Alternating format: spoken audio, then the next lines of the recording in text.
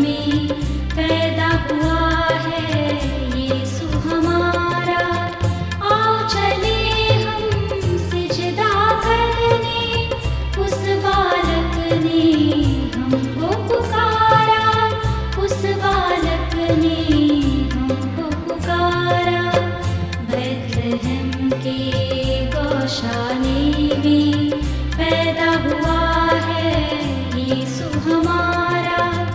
आओ चले हम सिजदा करने, उस बालक ने हमको पुकारा, उस बालक ने हमको पुकारा।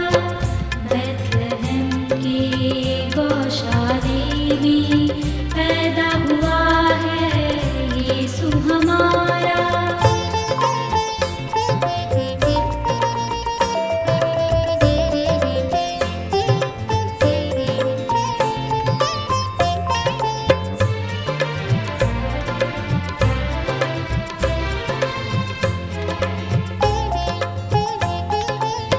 प्यार पिता का तुम ये देखो, स्वर्ग से उसने प्रेम है भेजा।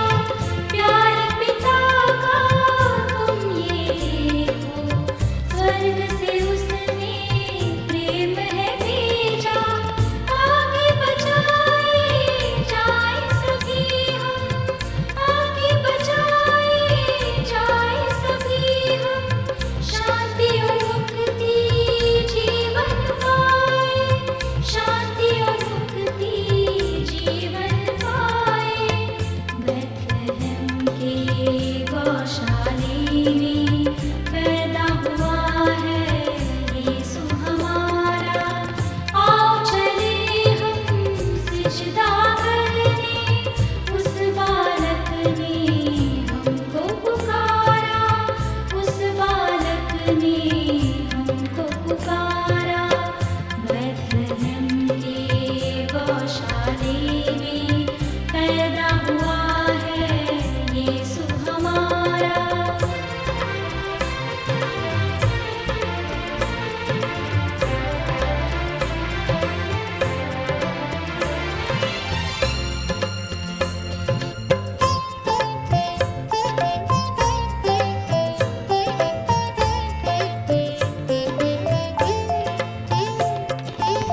स्वर्ग में देखो चमका तारा, बैतलहम पर करता इशारा।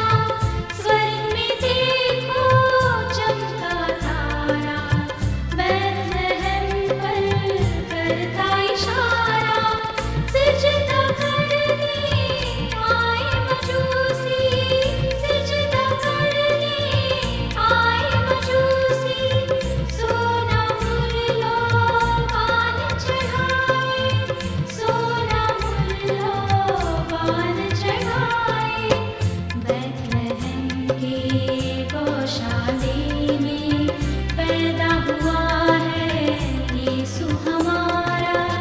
आओ चले हम सिजदा करने, उस बालक ने हमको पुकारा, उस बालक ने हमको पुकारा। बैतलहम के गौशाले में पैदा हुआ है यीशु हमारा। स्वागत है भाइयों और बहनों इस हिंदी कार्यक्रम में जिसका नाम है उद्धार की योजना। परमेश्वर का धन्यवाद हो कि उसने एक हमें अवसर फिर से दिया है कि हम उसके पुत्र प्रभु यीशु मसीह के बारे में जान सकें जो इस संसार में आया। उस प्रभु यीशु मसीह को भेजने का मेन मकसद, मेन उसका लक्ष्य क्या था? उसका लक्ष्य था सारे संसार को बचाना। आज का हमारा इस विषय है उद्धार की योजना में।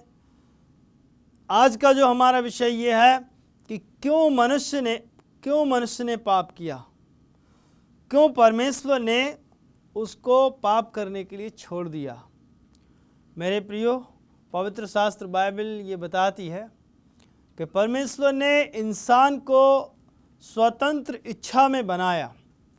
वो अच्छा और बुरा चुनने की शक्ति उसको दी थी। वो अच्छा चाहता तो वो अच्छा कर सकता है, यदि वो बुरा चुनना चाहता है तो वो बुरा कर सकता है। परमेश्वर उस मनुष्य के ऊपर अपनी ज़बरदस्ती आज्ञा थोपना नहीं चाहता। उसने कमांड नहीं किया है, परंतु उसने आज्ञा दी है। उसने उसको रोका नहीं कि वो चाहे तो पाप करने से उसे रोक सकता था। परमेश्वर जानता है उसका प्रेम, उसके प्रेम की लंबाई, चौड़ाई, गहराई असीम है।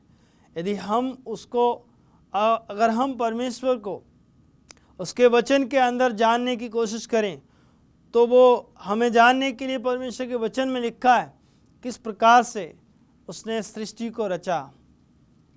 उसने सब कुछ सुंदर बनाया, बहुत ही सुंदर।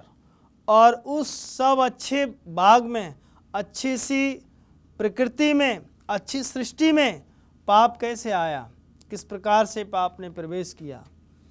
आपके सामने पढ़ने के लिए पवित्र शास्त्र बाइबल से उत्पत्ति की पुस्तक, उसका 3 अध्याय और उसके 6 पद से 11 पद तक हम पढ़ सकते हैं।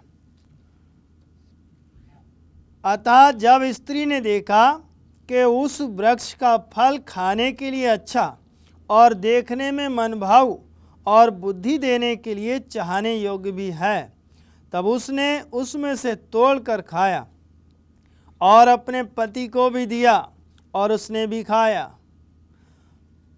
मित्रों, यहाँ पर स्त्री जब आदम से अलग हो गई, जबकि परमेश्वर ने उसको आदम के साथ रखा था कि वो आदम के साथ रहे, और स्वर्गदूतों ने इसको चिताया था कि ये आदम के साथ बाग में काम करे।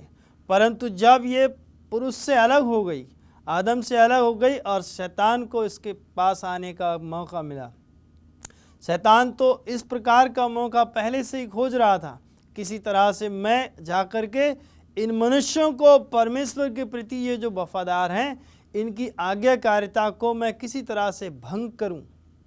और जैसे ही उसने देखा कि आज हव्वा अकेली है, मेरे प्रियो, उसे मौका मिल गया। कई बार ऐसा ही होता है कि अब यहाँ पर भी स्त्री अकेली थी और इस शैतान को सर्प के रूप में जो आया, एक मौका मिला, और इसने, सर्प ने स्त्री से कहा, क्या सचमुच तुमसे परमेश्वर ने इस बाग के सारे फल खाने को मना कर दिया है? स्त्री ने कहा, नहीं।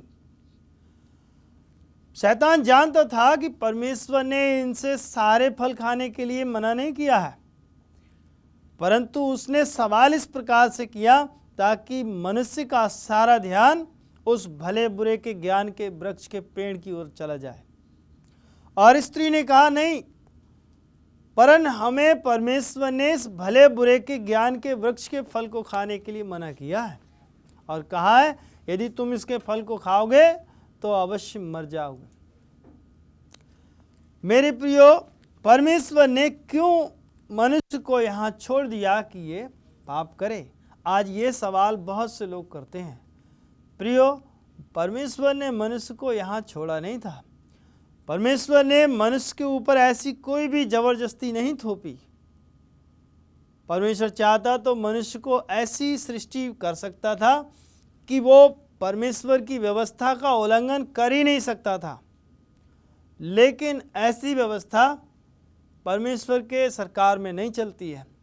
परमेश्वर की सरकार तो प्रेम के ऊपर आधारित है। उसने कहा, तुम इस वृक्ष के फल को ना खाना, यदि खाओगे तो अवश्य मर जाओगे। कुछ समय के बाद क्या होता है, जब परमेश्वर सुबह के समय इनके पास आया और उसके चलने का शब्द आदम और हव्वा को सुनाई दिया, तब ये छिप जाते हैं। यहाँ पर हम देखते हैं बहुत ही अजीब सी बात है, हम इसकी व्याख्या इतने कम समय में नहीं कर सकते हैं। जिस प्रकार से आदम के पास जब हव्वा उस फल को लेकर के आई थी और उसने कहा था कि ये लो, तुम्हारे परमेश्वर ने हमें इस फल को खाने को मना किया है, और यही फल तो खाने के लिए अच्छा है, यही फल तो चाहने के योग्य भी है। और आदम ने सोचा होगा, ओ अब तो ये हब्बा मर जाएगी। क्यों? क्योंकि इसने ये फल खा लिया है जिसको परमेश्वर ने मना किया है। अब मैं अकेला जीवित रह के क्या करूँगा? मैं भी खा लेता हूँ और मैं भी खा के मर जाता हूँ। मेरे प्रिय भाई बहनों, यही हुआ। आदम ने भी उस फल को खाया और परमेश्वर की आज्ञा का उल्लंघन हुआ और वो नंगे हो गए। उनको दिखाई देने लगा कि हम नंगे हैं। उनके अंदर की आंखें, उनके पाप की आंखें, भले बुरे को जानने की आंखें खुल गईं और वो कहने लगे अब हम नंगे हैं। और अपनी नग्नता को ढकने के लिए, अपनी अधर्मता को ढकने के लिए, अपने बुरे कामों को ढकने के लिए उन्होंने कपड़े नहीं, परंतु वहाँ पर उस बाग में उन्हें पेड़ मिले और पेड़ के पत्तों से उन्होंने अपने लिए लंगोट बना लिए और वो छिप गए। बाइबल बताती है कि जब परमेश्वर वहाँ पर सुबह शाम को उनसे मिलने आता था तो उस समय उनकी वाणी को, परमेश्वर के चलने के शब्द को उन्होंने सुना और वो डर गए और डर करके वो परमेश्वर से छिपने लगे।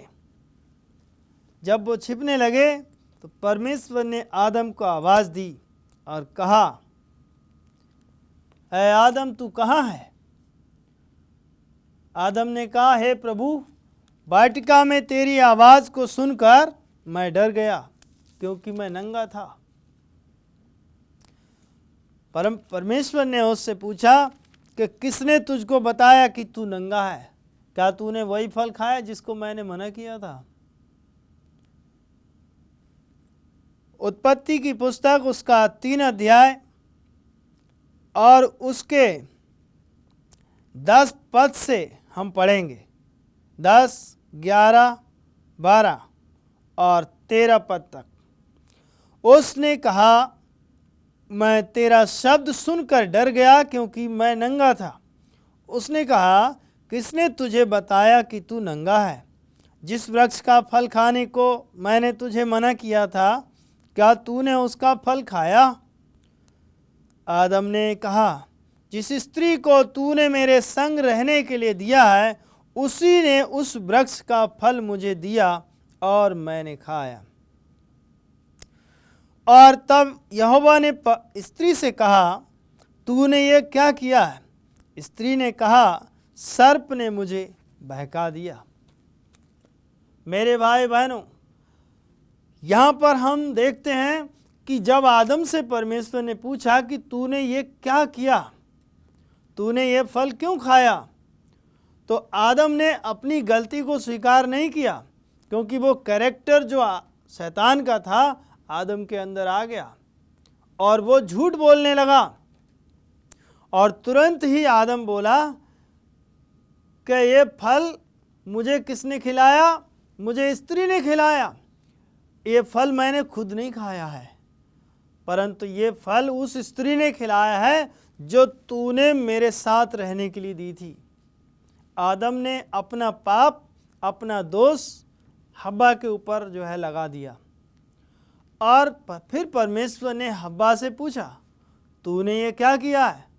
और हब्बा बोली, हे परमेश्वर, मैंने नहीं किया है, मैंने कोई चोरी नहीं की है, मैंने कोई पाप नहीं किया है, परंतु इस सर्प ने मुझे बहका दिया। कितने दुख की बात है। और जब परमेश्वर सर्प के पास आया और सर्प से कहा, तूने ये जो किया है और तू पशुओं में और घरेलू जंतुओं में और बनेले पशुओं में अधिक श्रापित है, और इसलिए तू पेट के बल चला करेगा और तू मिट्टी चाटेगा, क्योंकि तू मिट्टी चाटेगा और पुरुष तेरे सिर को कुचलेगा। परमेश्वर ने आदम को भी मिट्टी से बनाया था। पिछले अध्याय में हमने ये अध्ययन किया है। और ये मिट्टी को चाटना दर्शाता है कि सर्प की जो औकात है वो क्या है। परमेश्वर ने कहा, तू मिट्टी पर पेट के बल चलेगा और उस मिट्टी को चाटेगा, यानी तू आदम को जिंदगी भर सलाम करेगा, तो आदम को जिंदगी भर सिजदा करेगा। फिर परमेश्वर ने आदम को क्या श्राप दिया? उसने कहा, भूमि तेरे कारण श्रापित है। इस दुनिया में पाप की जो उत्पत्ति हुई, इसका परिणाम कितने लोगों पर पड़ा है, ये आने वाले पाठ में हम और देखेंगे कि जब उसने पाप किया तो परमेश्वर ने आदम से कहा कि भूमि तेरे कारण श्रापित है और तू उस पर खेती करेगा और वो तेरे लिए ऊंट कटारे उगाएगी, तू अपने पसीने की रोटी खाया करेगा। मेरे भाई बहनों, आज भी हम कड़ी मेहनत करते हैं, कड़ा परिश्रम करते हैं, खूब पसीना बहाते हैं, तब जाके कहीं हमें रोटी नसीब होती है। और फिर परमेश्वर ने एक और श्राप दिया। उसने कहा, भूमि तेरे कारण श्रापित है। बाइबल बताती है कि इस पृथ्वी के अंदर श्राप है और ये रोमियो 8 अध्याय में पाया जाता है कि पृथ्वी सृष्टि जो है, सृष्टि ये सारे पापों की वजह से करहाती है और ये तड़पती है, ये बिलखती है और ये अपने छुटकारे के दिन का इंतजार कर रही है। और इस पृथ्वी का भी उद्धार जब परमेश्वर इस संसार में दोबारा से प्रभु यीशु मसीह को भेजेगा और प्रभु यीशु मसीह आकर के इस पूरे संसार का छुटकारा करेंगे, उसको न्याय के साथ हर एक को उसका फल देंगे और तब इस पृथ्वी को वो शुद्ध करेंगे। बाइबल के अनुसार मेरे प्रिय भाई बहनों, पाप जब इस दुनिया में आया उसका भयंकर परिणाम हुआ है। परमेश्वर ने यहाँ आदम को और सर्प को और भूमि को भी श्राप दिया और परमेश्वर ने कहा स्त्री से कि अब मैं तेरे पीड़ा को बहुत बढ़ाऊंगा और तू दर्द के साथ बच्चे को जन्म देगी और तेरी लालसा पुरुष की ओर होगी। यहाँ परमेश्वर ने सबको एक एक करके जब देखा कि इन्होंने जो पाप किया है उसका उनको सजा उनको छोटी छोटी दी गई और उनको फिर बागे अदन से बाहर कर दिया। और जब उन्हें अदन के बाग से बाहर निकाल दिया गया तो वो अब अपने आप को बाहर ले गए और पृथ्वी पर बसने के लिए मजबूर हो गए। यदि हम बाइबल का अध्ययन करते हैं तो पाते हैं कि अदन के बाग के अंदर हव्वा और आदम नंगे रहते थे। वहाँ कोई भी मौसम में परिवर्तन नहीं होता था, ना वहाँ ज़्यादा बर्फ़ पड़ती थी और ना वहाँ कभी गर्मी पड़ती थी ऐसी जो वो सह ना सकें। जैसे ही पाप ने जगत में प्रवेश किया, मौसम एकदम कभी गर्म होने लगा, कभी ठंडा होने लगा और कभी बरसात होने लगी और कभी सूखा पड़ने लगा और इस प्रकार का मौसम बिगड़ने लगा। ये सब पाप का परिणाम है। और इसी पाप का परिणाम दूसरा ये कि जब इस पृथ्वी पर पाप आया तो पाप के बाद में सब जीवधारी, जीव जंतु, पशु पक्षी आपस में एक दूसरे के दुश्मन बन गए। बिल्ली ने जैसे चूहा को देखा और वो उसको पकड़ने के लिए दौड़ी और बिल्ली ने जैसे मुर्गी को देखा उसको भी पकड़ने के लिए दौड़ी और जैसे शेर ने बकरी को देखा वो उसको पकड़ने के लिए दौड़ा और एक दूसरे का दुश्मन बन गए। बड़े वाले जीव जंतु छोटे वाले जीव जंतुओं के दुश्मन बन गए। इसी प्रकार से पाप बढ़ता चला गया और पाप का भयंकर परिणाम ये हुआ कि सारी मानव जाति इसमें समा गई। हम देखें कि इस पाप को करने के लिए इंसान किस प्रकार से अब स्वयं जिम्मेदार है। परमेश्वर इसके लिए कोई जिम्मेदार नहीं है, क्योंकि परमेश्वर ने उनके सामने प्रत्येक कंडीशन रखी है। यदि तुम ऐसा करोगे तो ऐसा तुम्हारे साथ होगा। आइए हम पहला यूहन्ना उसका 4 अध्याय और उसका 8 पद पढ़ेंगे। जो प्रेम नहीं रखता वो परमेश्वर को नहीं जानता, क्योंकि परमेश्वर प्रेम है। अभी जो हम बात कर रहे थे कि परमेश्वर ने इंसान को अपनी इच्छा के ऊपर चुना है। उसने उसको मजबूरन किसी आज्ञा को पालन करने के लिए नहीं रखा है। वो तो प्रेमी परमेश्वर है और जो व्यक्ति प्रेम नहीं रखता वो परमेश्वर को नहीं जानता, क्योंकि परमेश्वर प्रेम है। यदि प्रेम हमारे अंदर नहीं है तो हम कैसे परमेश्वर को जान सकते हैं? और यदि उस परमेश्वर के अंदर स्वयं प्रेम नहीं होता तो हम उसको कैसे एक साथ संगति कर सकते हैं? परमेश्वर प्रेम है, वो चाहता है इंसान के साथ संगति करना और वो इंसान के साथ रहना चाहता है। यही कारण है कि परमेश्वर ने अपने पुत्र को इस जगत में भेजा ताकि जो पाप इस संसार में आ गया उसको ख़त्म कर दे। इब्रानियों 2 अध्याय उसका 14 पद हम पढ़ेंगे, उसका आखिरी हिस्सा। तो वह आप भी उनके समान सहभागी हो गया ताकि मृत्यु के द्वारा उसे जिसे मृत्यु पर शक्ति मिली थी अर्थात शैतान को निकम्मा कर दे।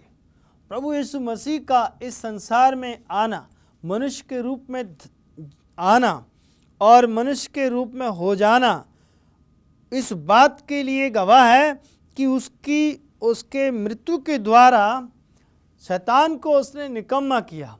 शैतान के लिए पहले शक्ति थी मृत्यु के ऊपर और उसको परमेश्वर के पुत्र यीशु मसीह ने निकम्मा साबित कर दिया।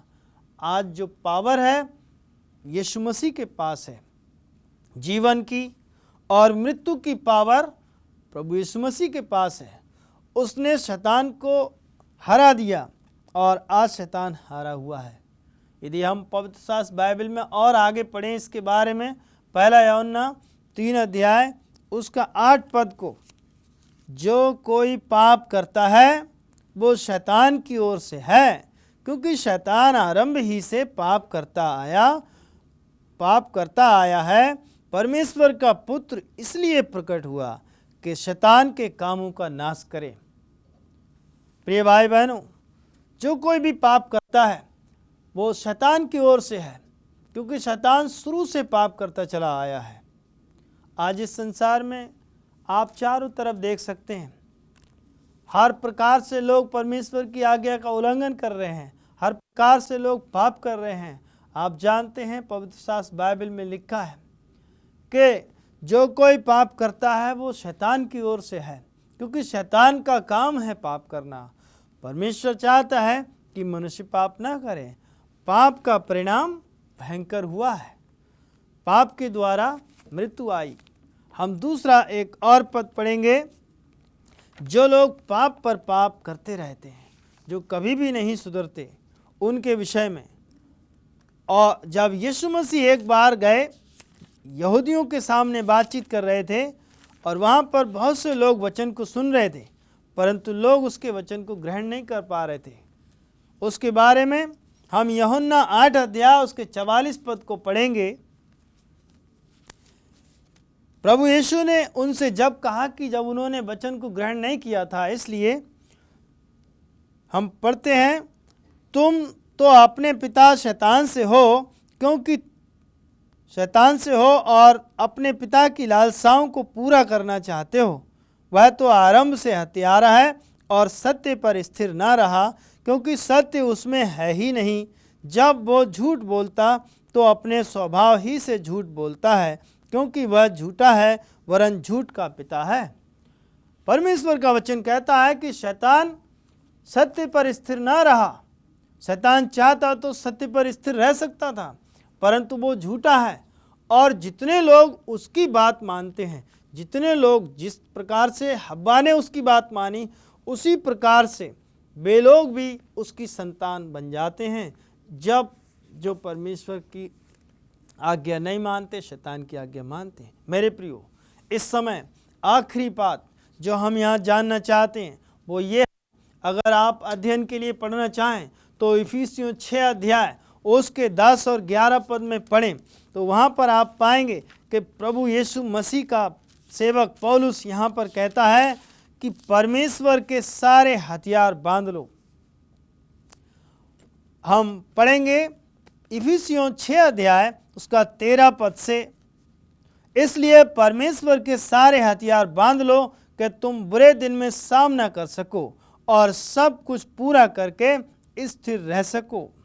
परमेश्वर चाहता है कि हम उसके सारे हथियार बांध लें। ताकि हम बुरे दिन में स्थिर रह सकें और हम सत्य पर स्थिर रह सकें, हम झूठ का सामना कर सकें और हम प्रभु यीशु मसीह के साथ वफादार रह सकें। परमेश्वर चाहता है मेरे प्रियो कि आप उसकी आज्ञा का पालन करें। क्या आप नहीं चाहेंगे परमेश्वर की आज्ञा का पालन करें? अवश्य आप उसकी आज्ञा पालन करना चाहेंगे। परमेश्वर आपको इस वचन के द्वारा बहुत आशीष दें और हम लगातार इस विषय के लिए प्रार्थना करेंगे कि जो परमेश्वर ने हमें वचन दिया है इसको हम जानें गहराई से, उसके हथियारों को धारण कर लें।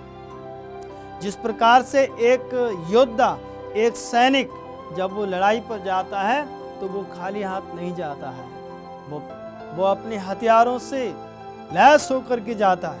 वो जानता है कि इस लड़ाई में मुझे कौन से हथियार की जरूरत पड़ेगी। सच्चाई को ग्रहण करके, सत्य का वचन ये हमारा हथियार है, इसको हम ग्रहण करें और लेकर के शैतान का सामना करें, परमेश्वर की आज्ञा का पालन करें। आइए हम परमेश्वर का धन्यवाद करते हुए इस विषय के लिए प्रार्थना करें कि वो हमें समझ और शक्ति दे।